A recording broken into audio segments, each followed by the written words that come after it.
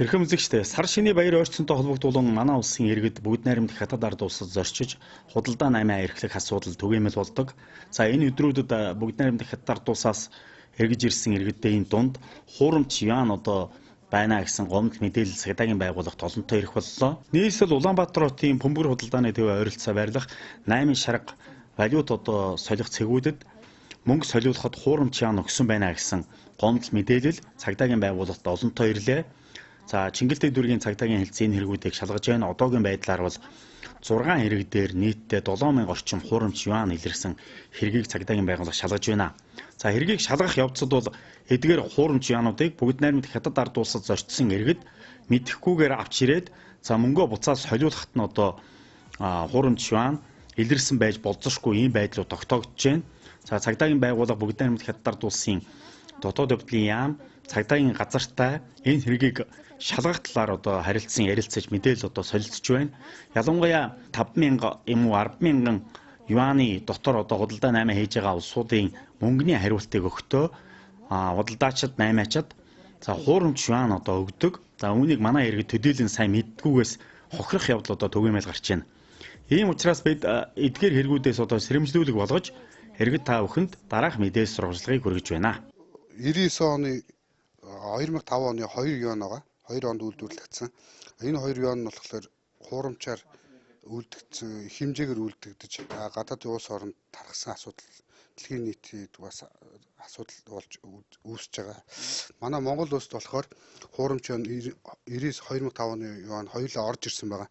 Энэгээр яаж таньж болох вэ гэвэл нэгдүгээр энэ 2005 оны юаныг цаасан дээр 2005 оны юан цаасан дээр ингээд үүрэхэд будаг гарч байгаа.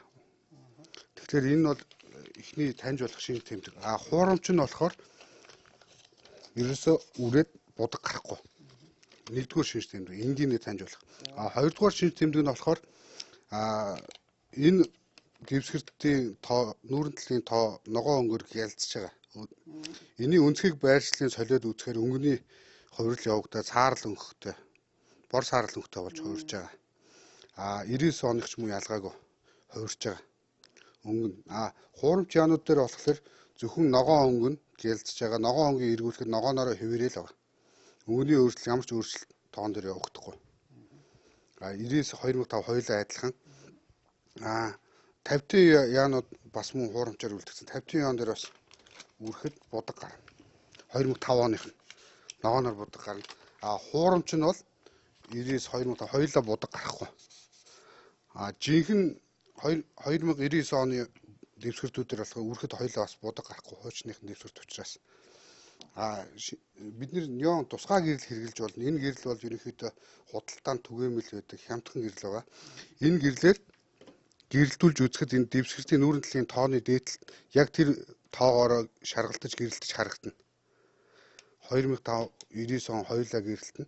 Хуурамч яан дээр бол энд гэрэлтүүлээд энэ шинж тэмдэг гарч ирэхгүй. Жинхэнэ мөнгөнд дэвсгэртийн цаас зузаан байгаа, барзгар байгаа. Дуугархад бол шалжилсан дуу гарна. Хуурамч болохоор нэмхэн гүлгэр байгаа. Гүлгэр яг илээд үзэхээр ерөнхийдөө гүлгэр шохоотой цаас гэсэн үг үндсэндээ өөрөөр хэлбэл шаржигнахтаа арай өөр дуутай. Нөгөөх нь арай тачигнсан бол энэ арай удаан ч гэх юм. Энэ болохоор арай өөр. Энэ усан тэмдэг гэж байгаа юм л та. Энэ бол илүү одоо тод их тод харагддаг. За тэгээд одоо энэ юу вэ? Өшөөс энэ одоо энэ яг энэ зурган дээр байгаа хүний одоо үсийг ингээд мэдрэхэд мэдрэгдэнэ. Одоо ингээд унсаараа ингээд бол ингээд барзгар байгаа. Хуучных бол хуурамчных бол одоо ерөөс ингээд зүгээр л хэвлэлцэн цаас ямар ч хатгаар байхгүй. Энэ хүний үс ингээд бичгүүд ингээд мэдрэгдэх болно.